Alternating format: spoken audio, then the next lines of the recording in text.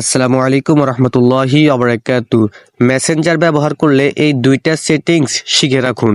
আমরা অনেকেই মেসেঞ্জার ব্যবহার করি, কিন্তু দুইটা সেটিংস সম্পর্কে 99% লোকেই আমরা জানি না।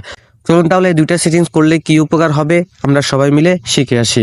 তো এখান থেকে সোজা আমি মেসেঞ্জারে চলে আসলাম। মেসেঞ্জারে আসার পরে এখান থেকে আপনি উপরে কোণে দেখবেন যে 3 লাইন নামে একটি অপশন আছে। এই 3 লাইনের উপরে ক্লিক করতে হবে আপনাকে। আমি 3 লাইনের উপরে ক্লিক করলাম।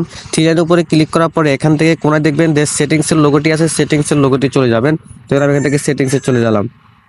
সেটিংসে আসার পরে এখান থেকে আমি একটু নিচের দিকে যাই। নিচের দিকে আসার পর এখান থেকে লেখা আছে, দেখতে পাচ্ছেন নোটিফিকেশন অ্যান্ড সাউন্ড। এখানে ক্লিক করতে হবে আপনাকে। এখানে ক্লিক করলাম।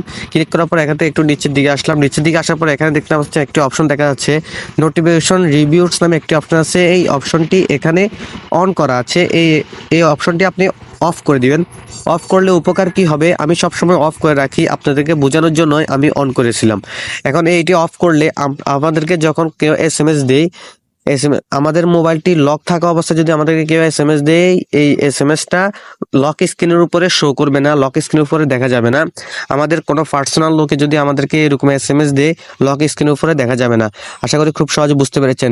দ্বিতীয় নম্বর সেটিংসটি আরও গুরুত্বপূর্ণ। এখান থেকে সোজা আমি বেরিয়ে যাই। বেরিয়ে আসার পরে এখান থেকে সোজা আমি মেসেঞ্জারে চলে গেলাম। মেসেঞ্জারে আসার পরে ঠিক আগের মতো 3 লাইনে ক্লিক করবেন। 3 লাইনে ক্লিক করার পর এখান থেকে সেটিংসে চলে যাবেন। সেটিংসে আসার পরে এখান থেকে একদম নিচের দিকে আসার পর নিচের দিকে দেখবেন যে এখানে একটি অপশন আছে, প্রাইভেসি অ্যান্ড সেফটি নামে একটি অপশন আছে। এটার উপরে ক্লিক করতে হবে আপনাকে। এখানে ক্লিক করলাম। ক্লিক করার পর এখান থেকে সোজা নিচের দিকে চলে যাবেন। নিচের দিকে আসার পরে এখান থেকে একদম নিচে লেখা আছে protect IP address and call. এই অপশনের উপর আপনি ক্লিক করবেন। এখানে ক্লিক করার পরে এখানে যে অপশনটি দেখতে পাচ্ছেন, এই অপশনটি এখানে অফ করা আছে, শুধু আপনি এটাকে অন করে দিবেন। দেখুন আমি এখান থেকে এটাকে অন করে দিলাম। এখানে এটা অন করলে উপকার কি হবে আপনার, এই অপশনে যদি আপনি চালু করে রাখেন তাহলে আপনাকে কেউ ট্যাগ করতে পারবে না, এবং কি আপনার আইপি অ্যাড্রেস ট্যাগ করতে পারবে না। খুবই নিরাপত্তা রাখার জন্য এই সেটিংসটি অবশ্যই আপনারা সবাই অন করে রাখবেন। আশা করি খুব সহজে বুঝতে পেরেছেন। ভিডিওটি দেখে যদি আপনার একটু উপকার হয়েছে মনে করেন, তাহলে অবশ্যই ইউটিউব চ্যানেলটি সাবস্ক্রাইব করে রাখবেন। আর ফেসবুক পেজ থেকে দেখলে ফেসবুক পেজটি অবশ্যই ফলো দিয়ে রাখবেন।